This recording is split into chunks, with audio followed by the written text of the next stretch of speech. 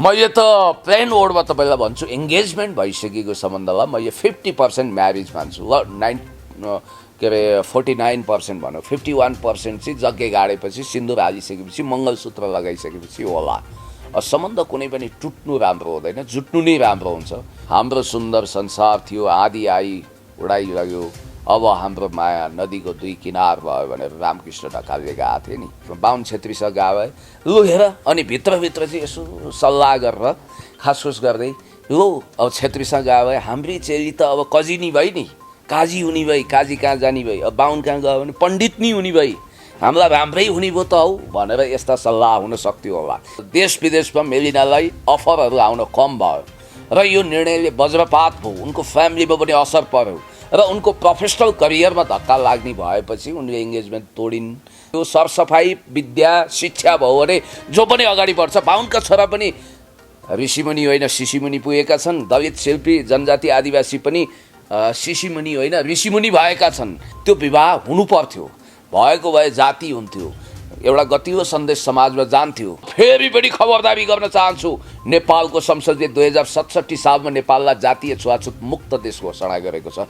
नभए यो पनि एउटा फन्डा हो कि भोलि फेरि हामी मिल्यौँ भनेर आउने हो कि? सञ्जीवको तर्फबाट कुनै स्पष्टीकरण आएको छैन। सोसियल फिगर पब्लिक फिगरको विषयमा प्रश्नहरू उठ्छ, त्यसको जवाब तिमीले दिनुपर्छ। तिमीले जे निर्णय लिएका छौ मिलिदा त्यो ठिक छ, त्यसमा चट्टानी अडान राख भनेर म पुण्य गौतमले भनेको थिएँ। तर दुःख र विडम्बनाको कुरो किन हो कुन्नी वैचारिक असहमतिको कारण देखाएर यो सम्बन्धलाई उनले धाराशाही बनाएकी छिन्। मनोरञ्जन, सूचना र सकारात्मक सोचको प्रतिबिम्ब HK tube Nepal online television. स्वागत छ। धेरै धेरै धन्यवाद। नमस्ते। द स्टेटमेन्ट हेर्नु एकदम के भन्नुहुन्छ यो विषयमा? म त स्तब्ध भएँ, सक्ट भएँ जब मेलिना राईको स्टेटमेन्ट मैले देखेँ। मैले यो खालको अनुमान पनि गरेको थिइनँ। केही महिना अगाडि मेलिनासँग टेलिफोन कन्भर्सेसन हुँदा मैले कङ्ग्रेचुलेसन पनि भनेको थिएँ, बधाई दिएको थिएँ। तर अनएक्सपेक्टेडली अनफर्चुनेटली इङ्गेजमेन्ट तोडियो। अब हाम्रो वैचारिक डिफर भयो, आइडियोलोजिकल डिफर भयो, हामी बिचमा वैचारिक भिन्नता भयो। त्यस कारणले गर्दाखेरि सञ्जीव बराइलीसँग अब म विवाह गर्न नसक्ने भएँ, हामी छुट्टा भिन्दी भयौँ भन्ने टाइपको जुन स्टेटमेन्ट मेलिनाले दिइन्, त्यसपछि एक हिसाबले भन्नुपर्दा यहाँ तुफान मच्चिएको छ, आँधी आएको छ, हल्ला भएको छ। मलाई भन्नु यति मात्रै छ कि उनीहरूको इन्टरनल अफेयरमा मैले कुनै हस्तक्षेप गर्नु छैन, म मेनिपुलेट गर्न चाहन्न।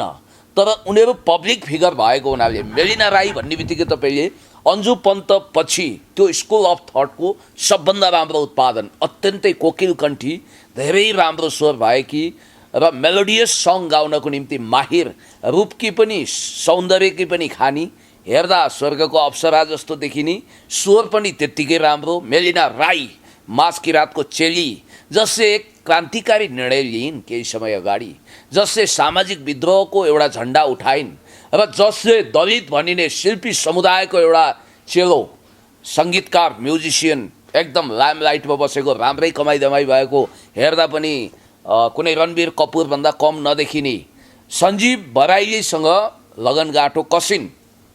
तपाईँलाई थाहा छ त्यतिखेर जब मैले उनलाई बधाई दिएको थिएँ त्यतिखेर केही मानिसहरूले मेलिना राईको झाँको झारे, यो कुरा पनि तपाईँलाई थाहा छ। अर्को कुरो पनि तपाईँलाई के थाहा छ भने उनको परिवार पनि खुसी छैन यो विवाहको निर्णयबाट। इङ्गेजमेन्ट भएको हो, औँठी साटासाट भएको हो, विवाह भइहालेको होइन। हामी विवाहको जुन निर्णय छ त्यो तोड्न विवश छौँ भन्ने टाइपले मेलिना राईले त्यो दिइसकेपछि मलाई धेरै वर्ष अगाडिको एउटा कुरा सम्झना भयो। अमिताभ बच्चनको बुहारी बन्ने गरी करिश्मा कपुरसँग कुनै समय अभिषेक बच्चनको इङ्गेजमेन्ट भएको थियो, हिराको औँठी लगाइदिएका थिए अभिषेकले, तर त्यो इङ्गेजमेन्ट विवाहमा परिणत हुन सकेन।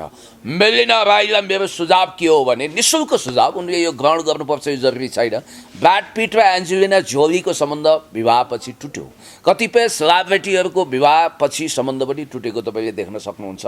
तर मेरो कन्सर्न मात्रै यति हो कि त्यो विवाह हुनु पर्थ्यो, भएको भए जाति हुन्थ्यो, एउटा गतिलो सन्देश समाजमा जान्थ्यो। मलाई यो विवाह टुटिसकेपछि एकजना अब मास किराँतको जनजाति मूलको एकदम दरो खरो, एक हिसाबले भन्नुपर्दा अभियन्ता टाइपको एकजना व्यक्तिले बडो खुसी व्यक्त गर्दै भन्नुभएको थियो जस्तो उहाँ चाहिँ अब माझ किराँतको व्यक्तित्व हुनुहुन्छ, आदिवासी जनजाति अथवा मूलवासी किराँत समुदायको हुनुहुन्छ। त्यो मेलिना राईको विवाहको निर्णयले गर्दा उनलाई प्रोफेसनली धक्का लाग्यो अरे।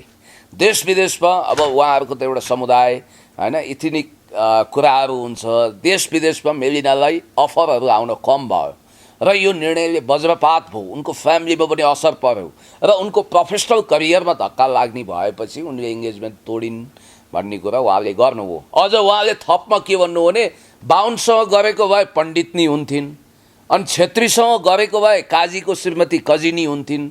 अब कहाँ त्यो फलाना जातमा गरेको, हाम्रो त मुखै देखाउन हामीलाई लाज लाग्ने भयो भन्ने हिसाबले त्यसरी मिसइन्टरप्रिटेसन भएछ। खबरदार, मैले जहिले पनि भनेको छु, मानिस ठुलो दिलले हुन्छ, जातले हुँदैन।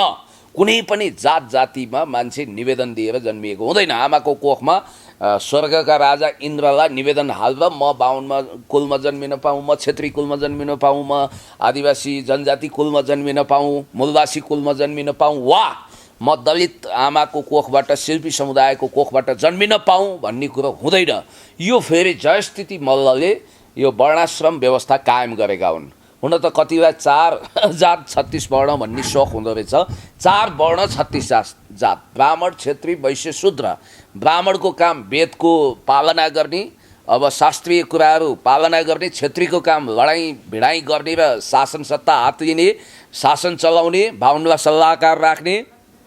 अनि वैश्यको काम व्यापार गर्ने, नेवार आदि समुदाय। र शूद्र भनिने मान्छे चाहिँ खनिज पदार्थ जस्तो अब तामा, फलाम अथवा सुनको काम गर्ने। यो टाइपले त्यतिखेर श्रम विभाजन गरियो। स्वाभाविक हो, आगो वरिपरि बसेर धेरै श्रम गर्दाखेरि मान्छे कालो हुन्छ, उसले अलिकति त्यस्तै खालको नुहाउन पाउँदैन, मौसमले पनि उसलाई ठग्छ। त्यसकारण शिल्पी समुदाय, दलित समुदायलाई पिरमा पारियो। हजारौँ वर्षसम्मको दलनमा दलितहरू परे। अहिले हाम्रो कन्स्टिट्युसनले खास गरी भन्ने भने लोकतन्त्रपछि धेरै इम्पावर गरेको छ यो समुदायलाई। र हामीले भनेको के भने, वास्तवमा भन्ने भने हाम्रो जुन अधिकार छ त्यो कटौती गरेर भने पनि शिल्पी समुदाय वा आदिवासी जनजातिलाई हामीले इम्पावर गर्नुपर्छ भन्ने मान्यता इन्क्लुसिभ डेमोक्रेसीको नर्म्स एन्ड भ्यालुजमा जोडिएको छ। म फेरि पनि खबरदारी गर्न चाहन्छु, नेपालको संसदले 2067 सालमा नेपाललाई जातीय छुवाछुत मुक्त देश घोषणा गरेको छ। नेपालको मुलुकी ऐनमा यसलाई वर्जित अपराधको रूपमा लिएको छ। त्यसो त अमेरिका जस्तो एकदम सफिस्टिकेटेड विकसित देशमा पनि तपाईँले देख्नुभयो, डोनाल्ड ट्रम्प जतिखेर राष्ट्रपति थिए त्यतिखेर जर्ज फ्लोइड भन्ने एउटा कालो जातिको मान्छेलाई हत्या गरिएको थियो।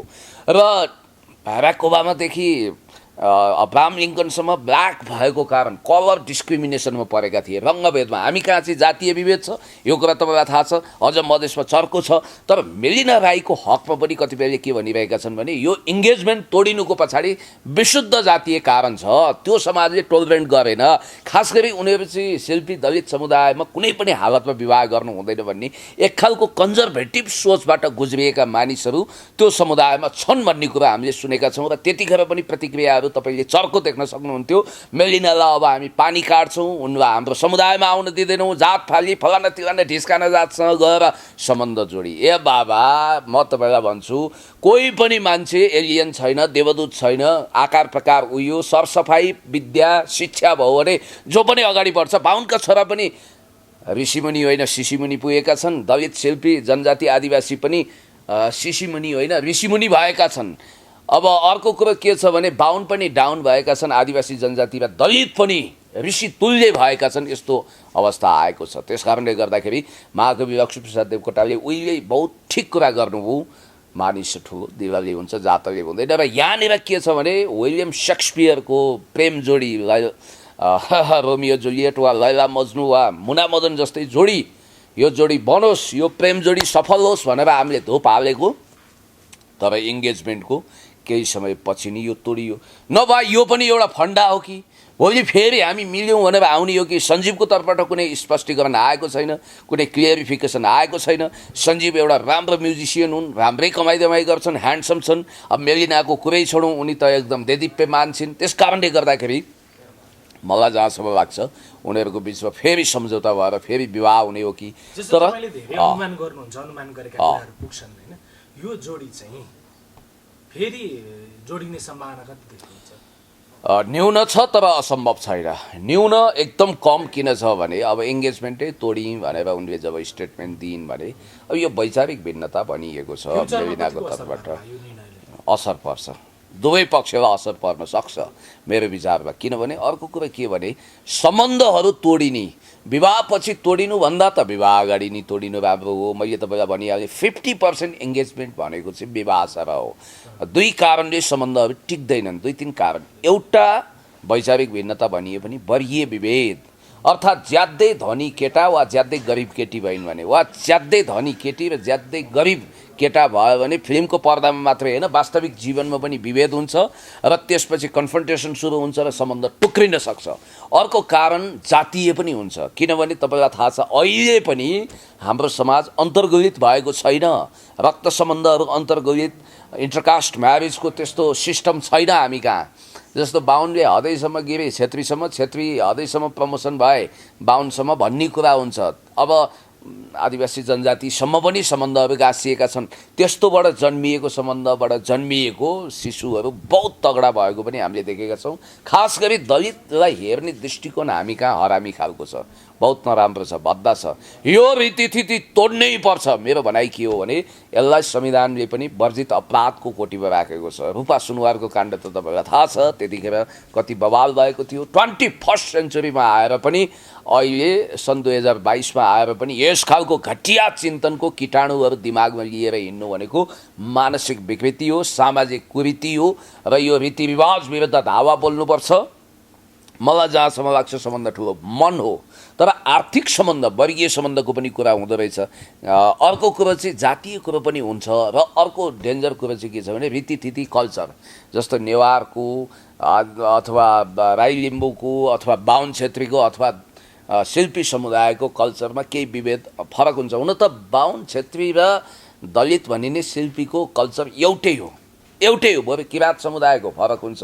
अब यहाँ भयो के भने यदि सञ्जीव ब्राह्मण हुन्थे, छेत्री हुन्थे भने फेरि बडो स्वागत गरिन्थ्यो। त्यहाँ बाहिर त होइन हाम्रै राई लिम्बू नपाएर अथवा तामाङ गुरुङ नपाएर कहाँ गए कि होला भन्ने चाहिँ भन्थे, तर हाँस्दै भन्थे होला मेरो विचारमा। बाहुन छेत्रीसँग गए लु हेर, अनि भित्रभित्र चाहिँ यसो सल्लाह गरेर खासखुस गर्दै लु अब छेत्रीसँग गए हाम्रै चेली त अब कजिनी भइ नि, काजी हुने भई, काजी कहाँ जाने भई, अब बाहुन कहाँ गयो भने पण्डित नि हुने भई, हामीलाई राम्रै हुने भयो त हौ भनेर यस्ता सल्लाह हुन सक्थ्यो होला। मेरो अनुमान है, यो नहुन पनि सक्छ। त्यस कारणले गर्दाखेरि अब दलित कहाँ जाँदा चाहिँ दलितका अनेक जातहरू थरहरू छन्, त्यसलाई अपमानजनक ढङ्गले लिने।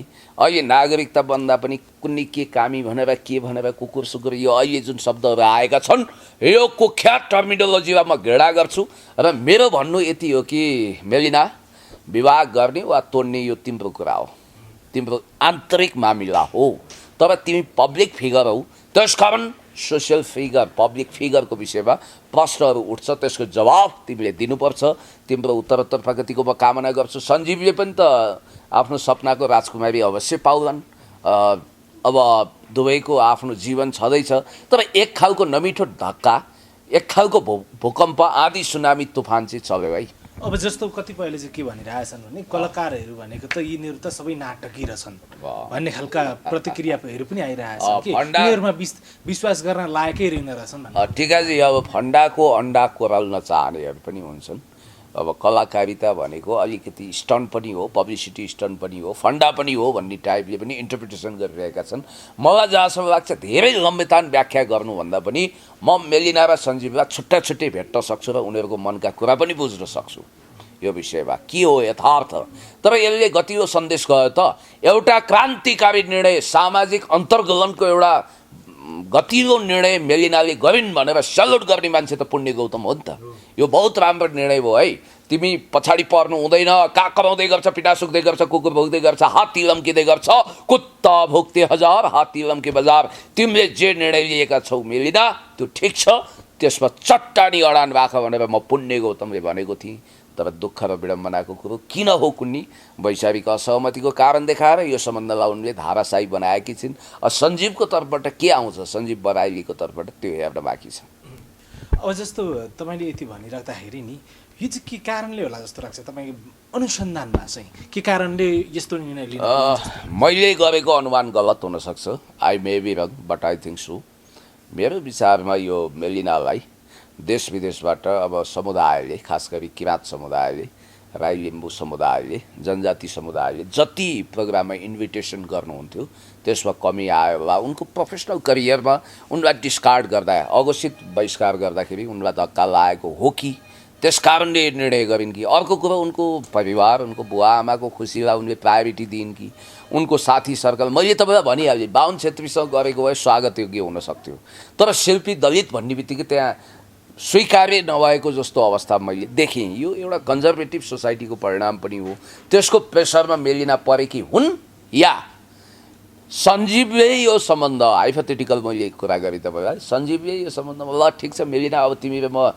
टुगेदर जान नसक्ने भयो विवाह गर्नुभन्दा अगाडि अब तिमीले एउटा स्टेटमेन्ट दिएर यो सम्बन्ध तोडिदिउँ भनेर उनीहरूको बिचको भावनात्मक सम्बन्ध तोडिएपछि गरेको हो कि त्यसो हो भने त अब हामीले बोलेका कुराहरूमा रिभ्यू गर्नुपर्ने हुन्छ तर मलाई त्यस्तो होइन जस्तो लाग्छ किनभने मेलिनाको तर्फबाट स्टेटमेन्ट आएको छ उनको स्ट्याटस आएको छ त्यस कारणले गर्दाखेरि मलाई कता कता दुईटा कुरा अब धनको कुरा गर्ने भने सञ्जीव पनि धनी नै छन् भन्ने देखिन्छ राम्रै पैसा कमाउँछन् मनग्गै पैसा कमाउँछन् अब फेरि के हुन्छ भने यो जातीय कुरो बढी उछालिसकेपछि मान्छे डिफेन्सिभ हुन्छ कि अलिकति अप्ठ्यारो पर्छ भावुक टाइपका कलाकार हुन्छन् र अर्को कुरो के छ भने अब भोलि सम्बन्ध तोड्नु छ भने आज जोडिएको सम्बन्ध भोलि तोडिनु छ भने अब पञ्चे बाजा बजाउन बाँकी नै थियो जन्ते बाख्रो ढाल्न बाँकी नै थियो होइन लान्छुले लानी भनिसकेका थियो जान्छुले जानी भनिसकेका थिइन् अब बिचमा लानीले लान्छु भन्यो या भनेन जानीवाला मेलिनाले म जान्न भनिदिन्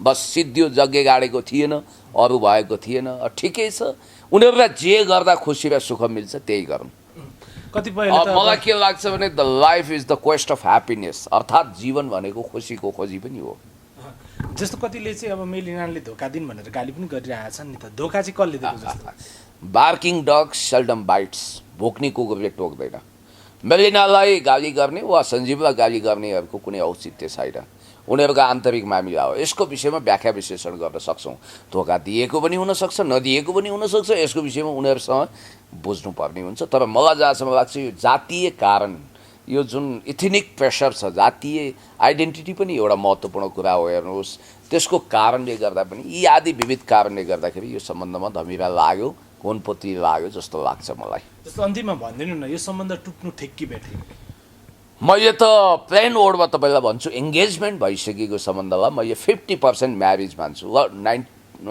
के अरे 49% भनौँ 51% चाहिँ जग्गे गाडेपछि सिन्दुर हालिसकेपछि मङ्गलसूत्र लगाइसकेपछि होला सम्बन्ध कुनै पनि टुट्नु राम्रो हुँदैन जुट्नु नै राम्रो हुन्छ अब कसैले ठेगान लिन सक्दैन लाइफ भनेको टेकन फर ग्रान्टेड जस्तो पनि हुँदैन भोलि उनीहरू मिल्न पनि सक्छन् प्याचअप हुन पनि सक्छ सम्बन्ध नटुटेको भए हुन्थ्यो टुट्यो के गर्ने हाम्रो सुन्दर संसार थियो आदि आई उडाइलग्यो अब हाम्रो माया नदीको दुई किनार भयो भनेर रामकृष्ण ढकालले गएको थिए नि त्यस्तो नहोस् म यो चाहन्छु अन्तिममा मेलिनालाई केही सन्देश छ तपाईँ मेलिना तिमीलाई म भन्न चाहन्छु कि तिमीले जुन ढङ्गको डिसिसन लिएकी छौ त्यो डिसिसनमा तिमी वास्तवमा आफैले आफ्नो डिसिसन गरेकी हौ कि प्रेसरमा गरेकी हौ अब के हो तिम्रो आफ्नो जिन्दगी कसरी बाँच्ने त्यो तिम्रो कुरा हो तर सञ्जीवलाई तिमीले रेस्पेक्ट गर सञ्जीवले पनि यदि यो सम्बन्ध तोडियो भने मेलिनालाई घृणा नगर्नु सञ्जीवको जिन्दगीको ढोकामा पनि धेरै राजकुमारीहरूले कुरेका हुन सक्छन्